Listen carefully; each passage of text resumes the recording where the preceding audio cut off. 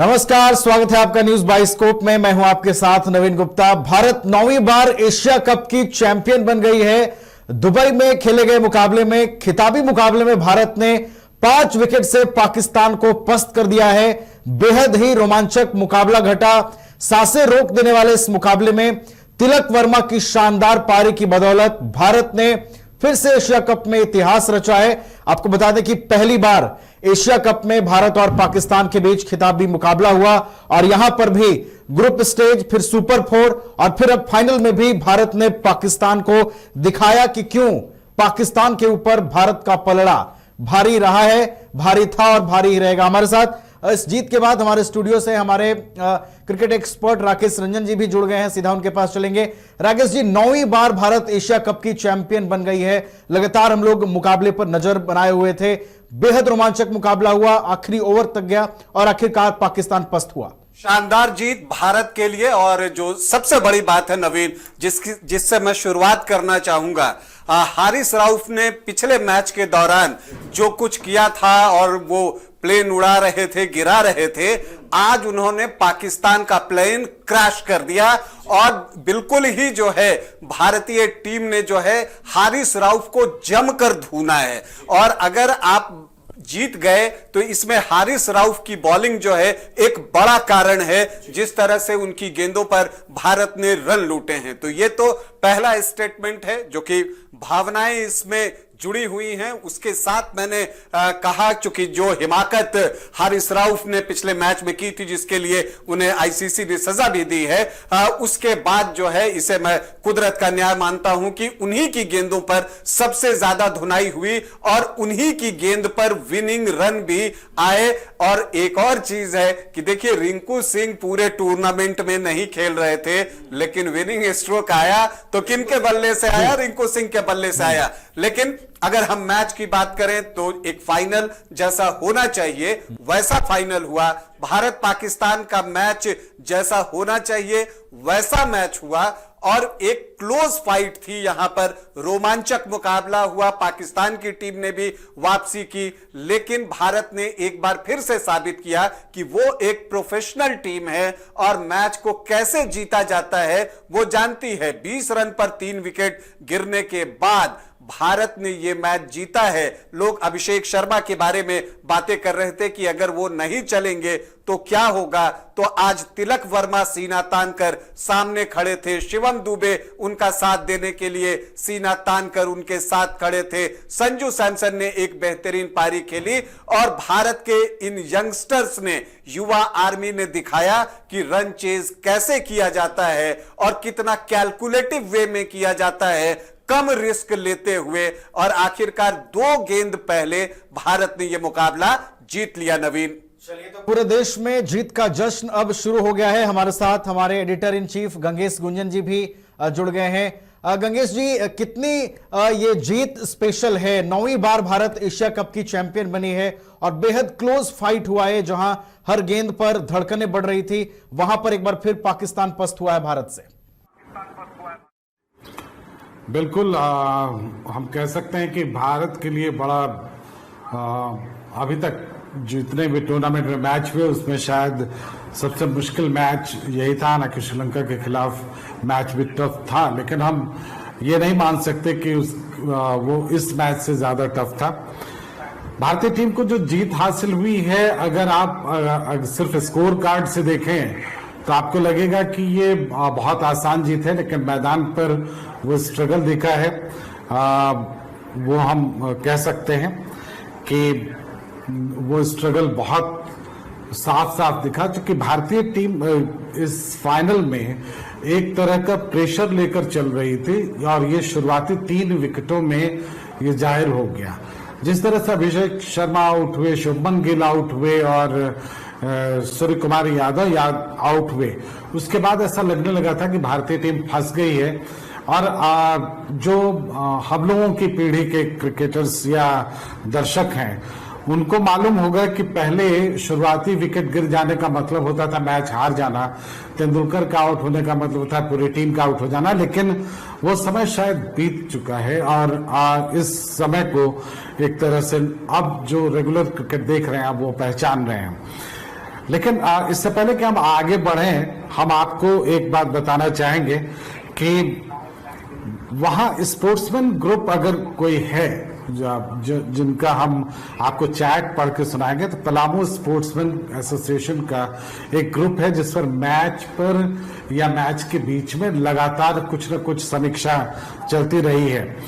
तो कुछ रोहित शर्मा ने उस ग्रुप में लिखा है, ऑपरेशन सिंदूर जितना मजा आ गया। हालांकि ऑपरेशन सिंदूर का जिक्र करने पे इस टूर्नामेंट में कुछ दिक्कत भी हुई है। राजू मुखर्जी शुरू से लगे हुए थे इस बात पर, उनका कहना था कि भारतीय टीम जीतेगी चाहे कुछ भी हो जाए। सुजीत शरण ने लिखा है, जय हो इंडियन टीम। और प्रीत सिन्हा जी ने लिखा है कि ऑपरेशन सिंदूर में हम लोगों ने नहीं देखा था कि पाकिस्तान की पिटाई कैसे हुई, परंतु यहाँ पूरे विश्व ने देखा कि किस बुरी तरह से पाकिस्तान की पिटाई हुई है। शैलेश हैं, उन्होंने भी वो लगातार भारतीय टीम के साथ खड़े थे। इस तरह से बहुत सारे लोग थे जो अब धीरे धीरे मेरे ख्याल से चैट पर आएंगे, तो फिर उनकी प्रतिक्रिया भी हम आपको सुनकर पढ़कर सुनाएंगे। दिलचस्प है, हम ये कहना चाहेंगे कि भारतीय टीम अगर 5वें नंबर 7वें नंबर तक के बल्लेबाज ये गट्स रखते हैं। आप देखें, तिलक वर्मा ने जब 50 बनाया तो उनका जो इशारा था ना, कि कमेंटेटर्स ने भी इसको दिखाया, उन्होंने भारतीय टीम इंडिया जहां लिखा हुआ था उसकी तरफ साइन किया और फिर इसे ऊपर की तरफ आसमान में फहराता हुआ दिखाया। तो मतलब था कि वो ये जानते थे, वो समझते थे और उन दृढ़ प्रतिज्ञ थे। तो वो सभी वो इतना, हम कह सकते हैं इतना डेडिकेटेड, या हम कह सकते हैं इतना कंफर्म थे अपनी जीत के प्रति। आप अगर फिल्म दीवार देखे हो तो या त्रिशूल में शायद ये डायलॉग है कि वो सिर्फ काम करने में सक्षम नहीं था, बल्कि वो जानता था कि ये काम कर सकता है। तो तिलक वर्मा ने जो करके दिखाया वो बहुत दिलचस्प था, और उसने उसी समय एक तरह से डिक्लेयर कर दिया था कि ये मैच किसी भी हालत में वो जिताएगा या वो अपनी तरफ से पूरी ताकत लगा देगा। तो हम जितने भी मैसेजेस हम यहाँ देख रहे हैं पलामू स्पोर्ट्समैन एसोसिएशन के, हम आपको बता दें कि इस तरह से स्पोर्ट्समैन ग्रुप है पलामू में जो देर रात तक या बहुत देर तक क्रिकेट पर डिस्कस कर सकता है। तो हमारी कोशिश है कि उनके सारी बातों को हम आप तक पहुंचाएंगे। राकेश जी का पूरा नाम नहीं लेंगे, लेकिन राकेश जी ने लिखा है कि सच होंगे सपने, तिलक लगाएगा जीत का तिलक पूरे भारत के माथे पर। अब ये कमाल का कमेंट था उस वक्त, और उसी तरह से उसके पहले भी कि जिस तरह से पाकिस्तानी बॉलर शाहीन आफरीदी के ओवर्स निकल गए थे, ये तो उन्होंने लिखा था, ये ध्यान रहे कि पाकिस्तान के सबसे खतरनाक गेंदबाज का 3 ओवर खत्म हो चुका है। तो ये कैलकुलेशन था। और जिस तरह से तिलक वर्मा ने बल्लेबाजी की, या रिंकू सिंह ने जिस तरह से लास्ट में आकर खेला, या शुभम ने जिस तरह से बल्लेबाजी की है, उसमें कहीं भी घबराहट नहीं थी। हम कह सकते हैं कि पहले 3 बल्लेबाजों शुभमन गिल और अभिषेक शर्मा और सूर्य कुमार यादव की बल्लेबाजी में कहीं आपको ये दिख सकता था कि वो फाइनल के एक प्रेशर में थे, और शायद इसलिए वो स्लो गेंदों को पढ़ नहीं पाए। और ये जो स्ट्रेटेजी पाकिस्तान की टीम लेकर आई थी कि स्लोअर ज्यादा से ज्यादा इस्तेमाल करेंगे ताकि जो लंबे हिट लगाने वाले प्लेयर्स हैं वो आसानी से ट्रैप में आ जाएं, लेकिन वो रणनीति उनकी चली नहीं। इसके अलावा हम रंजन से जरूर जानना चाहेंगे कितना मैच्योर्ड गेम था, इस पर वो निश्चित रूप से प्रतिक्रिया दें। और साथ में हम आपको यहाँ जो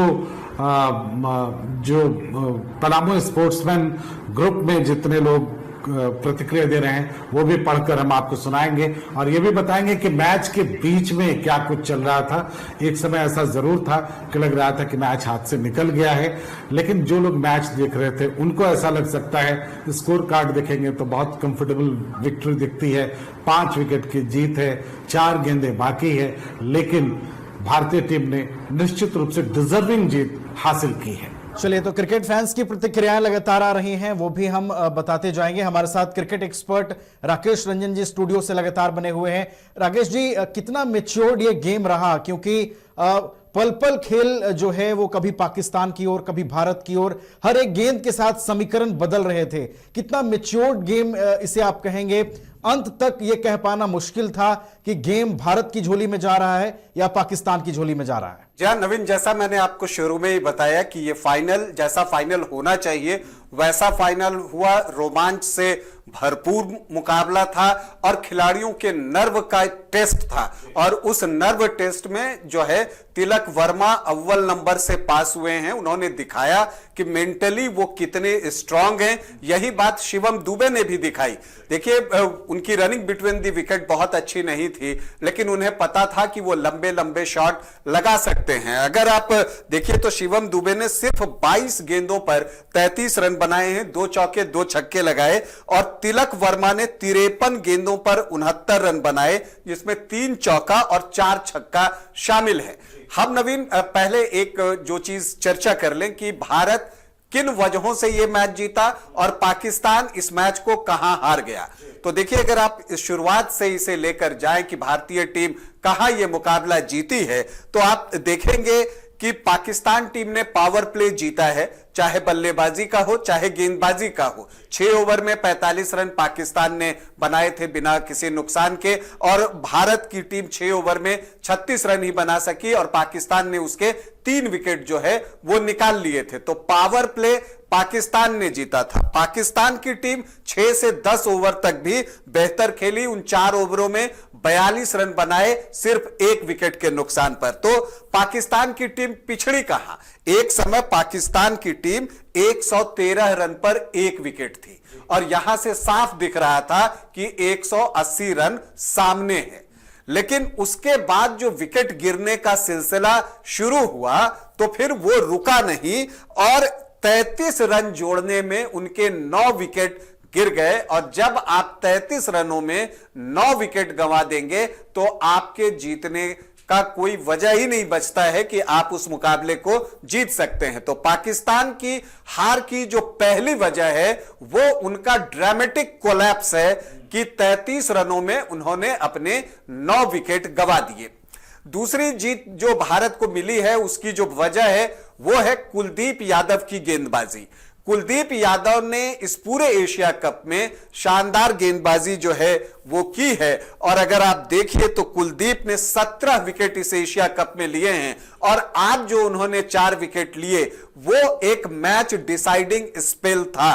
क्योंकि अगर आप देखिए कि उनकी कौन सी गेंद बल्लेबाज को छोड़कर बाहर जाती है, कौन सी अंदर आती है, यह समझना पाकिस्तानी बल्लेबाजों के लिए मुश्किल रहा। इनफैक्ट इंडियन स्पिनर्स का प्रदर्शन भारतीय जीत की बड़ी वजह बनी, क्योंकि इंडियन स्पिनर्स ने 8 विकेट जो है वो निकाले हैं, और जबकि पाकिस्तानी स्पिनर्स जो है रन उन्होंने कम दिए लेकिन वो विकेट परचेज नहीं कर सके। पाकिस्तान की हार का यह बड़ा कारण है इंडियन स्पिनर्स का बेहतरीन प्रदर्शन और पाकिस्तानी स्पिनर्स का विकेट नहीं ले पाना। अब आइए तीसरी वजह अगर हम ढूंढें तो जो संजू सैमसन और आपको ये तिलक वर्मा के बीच जो पार्टनरशिप हुई 57 रनों की, 20 रन पर 3 विकेट गिर चुका था, पाकिस्तान वहां मैच पर पूरी तरह से हावी था, लेकिन ये जो 57 रन की पार्टनरशिप हुई इसने भारतीय खिलाड़ियों के नर्व को सेटल डाउन होने का अवसर दिया। और जब एक बार नर्व सेटल डाउन हो जाए और खेल एबिलिटी पर आ जाए, योग्यता पर आ जाए, तो भारतीय टीम के सामने पाकिस्तानी टीम कहीं नहीं ठहरती, और यही बाद में दिखा भी। तो ये जो संजू सैमसन और तिलक वर्मा के बीच की पार्टनरशिप है 57 रनों की, वो जीत की चौथी वजह बनी। और इसके बाद शिवम दुबे और तिलक वर्मा इनकी जो साझेदारी हुई, 60 रनों की वो साझेदारी थी, वो एक मैच विनिंग पार्टनरशिप रही। तो 2 साझेदारियों ने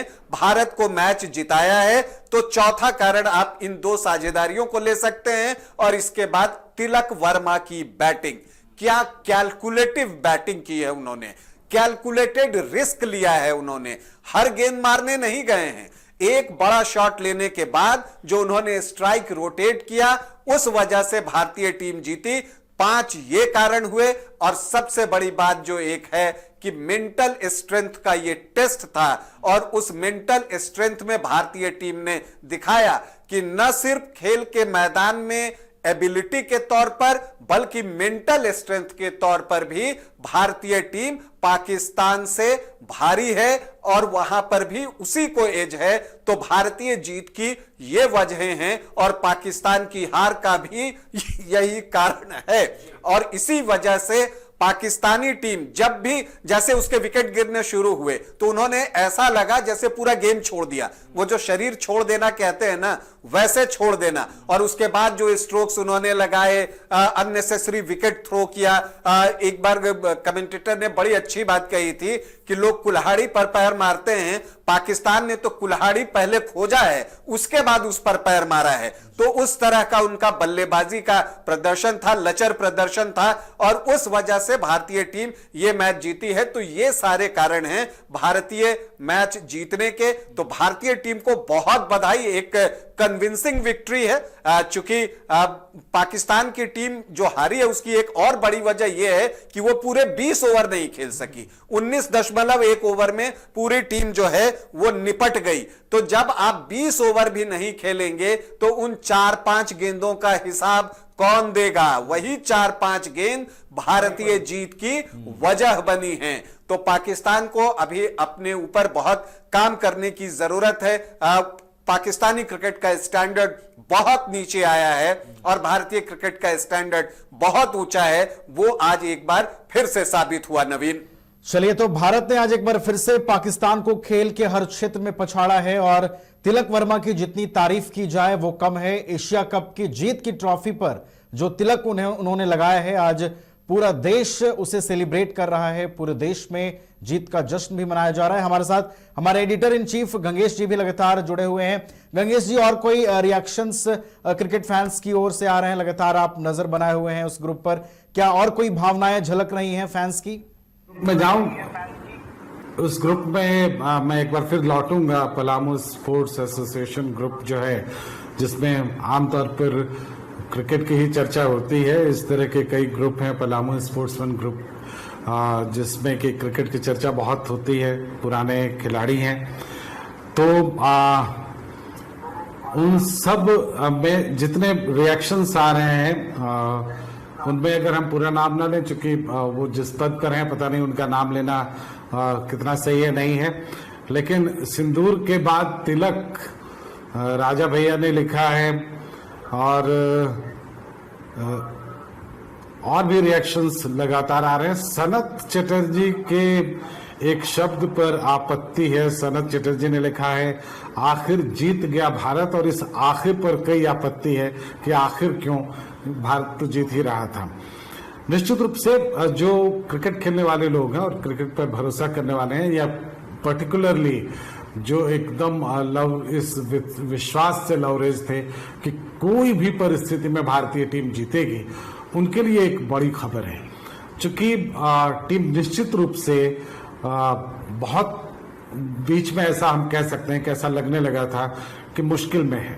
3 विकेट गिर गए थे, और उसके बाद जो तीनों बड़े नाम थे, अभिषेक शर्मा, शुभमन गिल और सूर्य कुमार यादव, इन तीनों के आउट होने के बाद ये लगने लगा था कि वाकई ये मुश्किल है। और अभिजीत जी लिख रहे हैं, thanks to Shivam Dube and Sanju also. ये बिल्कुल सही बात है।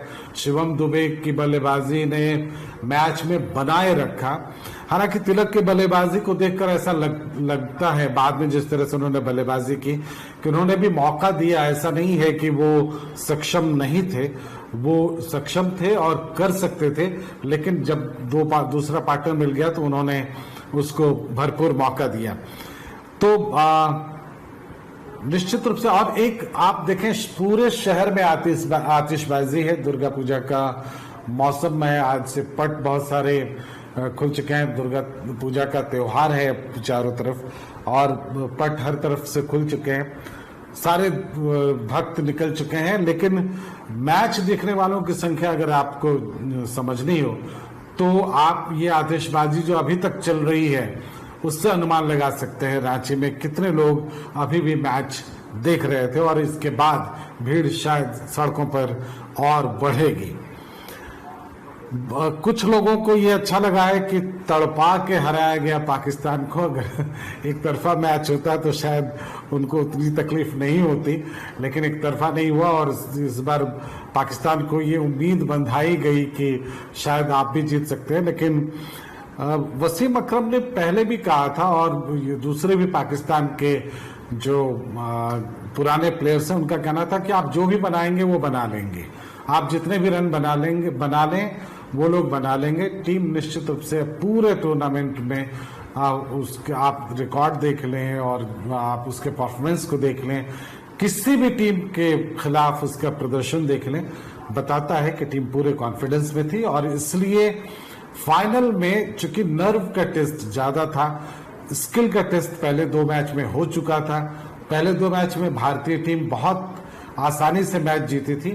तीसरा मैच नर्व का टेस्ट था, और ये तीसरा मौका था पाकिस्तान के लिए कि वो किसी भी तरह से, चूंकि उनके पास वो अपनी इज्जत पहले गंवा चुके थे, अब उनको अपनी इज्जत कुछ हासिल करनी थी, और ये उम्मीद थी कि वो शायद कुछ कर लेंगे। उनके बड़े बड़े बोल भी थे, लेकिन ऐसा कुछ नहीं हुआ, और परिणाम वही हुआ जो पिछले 2 मैचों का था। तो 3 मैचों में 15 दिन के अंदर 3 मैचों में जो पाकिस्तान टीम को हराने का सुख है, आज की रात जब आप सोएंगे तो इस सुख के साथ सोएंगे कि वो तमाम तरह के जो राफेल उन्होंने उड़ाए और तमाम तरह की जो बातें की, वो सब उल्टा उन्हीं की तरफ मुड़ गई हैं। सच्चाई ये है कि वो तीसरा मैच भी हार गए हैं। एशिया कप भारतीय टीम ने जीत लिया है, और भारतीय टीम सूर्य कुमार यादव को और गौतम गंभीर कोच को भी इस बात के लिए बधाई देना चाहिए कि भारतीय टीम ने नर्व के साथ इस पूरे मैच को खेला। और मुझे लगता है अभिषेक शर्मा को इस बात का निश्चित रूप से अफसोस होगा कि इतने बड़े फाइनल में, जबकि पाकिस्तान इंडिया आमने सामने थे, तो उनको शायद कुछ बहुत अच्छा अवसर था उनके लिए कि वो परफॉर्म करते, लेकिन उनका एक रोल इस फाइनल में है जो कि हिडन है, जिसको आप अभी बहुत गौर से देखेंगे। पिछले 2 मैचों में उन्होंने शाहीन आफरीदी को इतनी बुरी तरह से ठोक दिया था कि शाहीन आफरीदी इस मैच में भी बहुत लय में नहीं आ पाए, और जिसके लिए वो खूंखार माने जाते हैं या खतरनाक माने जाते हैं। मुझे लगता है एक आध सीरीज अगर इस तरह की और हुई तो शायद उनको रिटायरमेंट लेना पड़े। ले तो अभिषेक शर्मा आज भले ही ना चले हों, लेकिन तिलक वर्मा ने जो बल्लेबाजी की, और जिसके बाद अब टीम इंडिया एशिया कप की ट्रॉफी उठाएगी। अब से थोड़ी देर में राकेश रंजन जी के पास वापस चलेंगे, हमारे क्रिकेट एक्सपर्ट लगातार बने हुए हैं। राकेश जी, ये जीत तो स्पेशल है ही, और ये स्कोर 3-0 का रहा। अगर आप एशिया कप को देखें, जैसा कि हमारे एडिटर इन चीफ ने बताया कि 15 दिनों के अंदर ये तीसरी मार पड़ी है पड़ोसियों को, और उसके बाद अब उनके क्रिकेट के स्तर में तो सुधार की आवश्यकता है ही, लेकिन जी सच कहूं तो पड़ोसियों के दिन अच्छे नहीं चल रहे हैं। वो लगातार धुल रहे हैं। पहले ऑपरेशन सिंदूर में धुले थे, फिर अभी ये जो 3 क्रिकेट मैच हुआ, जिसमें कि उनको बड़ी उम्मीदें थी, बड़े अरमान से आए थे वो दुबई में कि वो कुछ करेंगे, लेकिन हर बार जो है भारत से वो पिटे और बुरी तरह से पिटे। और इस आप जो हमें मैसेजेस मिल रहे हैं हमारे सोशल साइट्स पर जो आ रहे मैसेज, राहुल कुमार ने हाई लिखा है, अमित कुमार झा लिखते हैं ये नया भारत है, हर जगह मारेगा। तो देखिए वो ऑपरेशन सिंदूर और जो क्रिकेट का मैदान, ये दोनों बात इसमें समाहित है। पप्पू कुमार कहते हैं जय हो। पप्पू कुमार फिर आगे भी लिखते हैं कि बुरी तरह धो डाला, मतलब बुरी तरह पीटा है। ये बात भी बिल्कुल सही लिखी है। पीयूष शॉ ने जो है वो ताज बनाया है जो भारत के सर एशिया कप का अब सजेगा, अभी मिलेगा। भारतीय टीम ने एक चैंपियन की तरह प्रदर्शन किया है नवीन, और भारतीय टीम डिजर्व करती थी एशिया कप। जितनी भी टीमें आई हुई थी, जो 8 टीमें थी, अगर आप उनको देखें तो भारतीय टीम उसमें उनसे फार अहेड थी।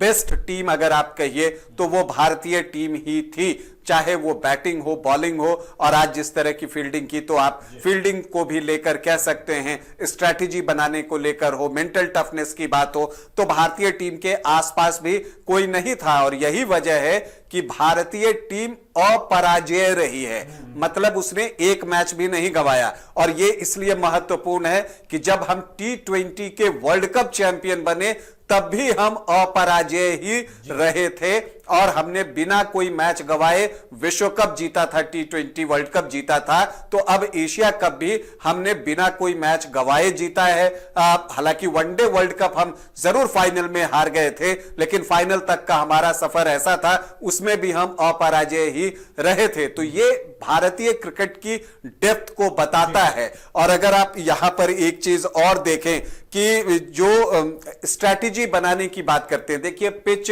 2 पेस विकेट हो गया था, इसमें कहीं कोई संदेह नहीं है और इसलिए भारतीय टीम को परेशानी हुई।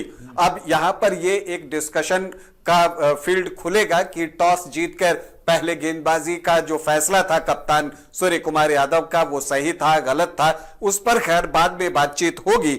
लेकिन देखिए स्ट्रैटेजी बनाने की ये पिच स्पिनर्स को हेल्प कर रही थी। अब देखिए पाकिस्तान क्यों नहीं हारेगा। भारत ने जो अपने स्पिनर्स से बॉलिंग करवाई तो उन्होंने देखिए वरुण दुबे से पूरे 4 ओवर करवाए, अक्षर पटेल से पूरे 4 ओवर करवाए, कुलदीप यादव से पूरे 4 ओवर करवाए और तिलक वर्मा से भी 1 ओवर करवाया। तो मतलब 13 ओवर की गेंदबाजी इंडियन स्पिनर्स ने की और यही वजह है कि इंडियन स्पिनर्स ने ही 8 विकेट भी निकाले हैं। और दूसरी तरफ पाकिस्तान ने जो है सिर्फ स्पिनर से 8 ओवर कराए, सिर्फ 8 ओवर। तो ये उनकी हार की एक और बड़ी वजह है, क्योंकि अबरार ने अपना कोटा पूरा किया, इसके अलावा जो उनके 2 स्पिनर थे उन्होंने अपना कोटा भी पूरा नहीं किया। सैम अयूब 3 ओवर फेंके और मोहम्मद नवाज। और दिलचस्प ये है नवीन कि पाकिस्तानी मीडिया आप देखिए, पाकिस्तानी कप्तान को आप सुनिए, वो कहते हैं मोहम्मद नवाज दुनिया का बेस्ट लेफ्ट आर्म स्पिनर है। पाकिस्तान के कोच भी कहते हैं राकेश जी कि वो दुनिया के बेस्ट लेफ्ट आर्म स्पिनर हैं। पता नहीं लगता कोच को उन्होंने ज्यादा बार आउट कर दिया है, इस वजह से उन्होंने ये चीजें कह दी होंगी, क्योंकि वो दिखा नहीं और उनके कप्तान को वो विश्वास भी नहीं दिख रहा अपनी कोच की बातों पर। सिर्फ 1 ओवर, इससे पहले भी जब मैच खेले थे तो नवाज से गेंदबाजी भारत के खिलाफ नहीं करवाई थी। बहुत कम करवाते हैं भारत के खिलाफ गेंदबाजी, क्योंकि उनको पता है कि उनकी गेंदों पर इंडियन बैटर्स जो हैं वो लुत्फ उठाते हैं, रन बनाते हैं। तो बड़े बड़े बयान देने में, झूठ बोलने में पाकिस्तान की बराबरी कोई नहीं कर सकता, उसमें वो चैंपियन है। और क्रिकेट की बात अगर आप कीजिए तो यहां हम चैंपियन हैं। बाकी हर फील्ड की बात कर लीजिए, इकोनॉमी की बात कर लीजिए, डिफेंस की बात कर लीजिए, तो वो सब में हम जो है चैंपियन हैं। लेकिन पाकिस्तानी टीम के लिए ये एक शर्मनाक पराजय है कि आप 15 दिन के अंदर 3 बार हारे हैं। होता है ना कि 1-2 तुक्का लग जाता है। एक लॉ ऑफ एवरेज भी बोलते हैं क्रिकेट में, एक टर्म है लॉ ऑफ एवरेज का। लॉ ऑफ एवरेज क्या है कि अगर कोई बैटर लगातार रन बना रहा है तो वो सडनली लॉ ऑफ एवरेज का शिकार होता है और वो कम रन पर आउट हो जाता है, जैसा आज अभिषेक शर्मा के साथ हुआ। लेकिन वो लॉ ऑफ एवरेज पाकिस्तान के हार के काम नहीं आया। उस लॉ ऑफ एवरेज के अनुसार पाकिस्तान जीत भी सकता था, लेकिन 3 मैच में पाकिस्तान कहीं नहीं जीत सका, भारत के सामने कहीं खड़ा नहीं रह सका। और ये चीजें बताती हैं कि भारतीय क्रिकेट अब बहुत आगे है, दुनिया में टॉप की टीमों में एक है, बेस्ट टीम कहा जाता है। लिमिटेड ओवर्स क्रिकेट में तो खास करके भारतीय क्रिकेट की पैठ रही है और उनका साख अब बहुत मजबूत हो गया है। लेकिन पाकिस्तानी टीम को जो है अब बातों से ज्यादा जो है अपने काम पर वर्क करने की जरूरत है। उनका जो डोमेस्टिक सर्किट है, आज मैं पाकिस्तान के एक पूर्व टेस्ट क्रिकेटर को सुन रहा था, इंटरनेशनल प्लेयर, उन्होंने कहा कि 2 ग्रुप थे पाकिस्तान में, एक हनीफ मोहम्मद टूर्नामेंट होता है, उसमें से एक टीम को आना था। तो हुआ क्या कि जो मनपसंद टीम थी वो आ नहीं सकी, तो फिर 2 ही टीम रह जाते। तो उन्होंने क्या किया कि एक और टीम को निकाला, लेकिन उसके बाद भी उनकी टीम नहीं आ रही थी तो तीसरी टीम को भी निकाल दिया। अब समझिए, एक ग्रुप से एक टीम क्वालिफाई कर रही है और दूसरे ग्रुप से 3 टीम क्वालिफाई कर रही है। तो यह है क्रिकेट पाकिस्तान का और पाकिस्तान का क्रिकेट डूब क्यों रहा है वो इसकी वजह भी है।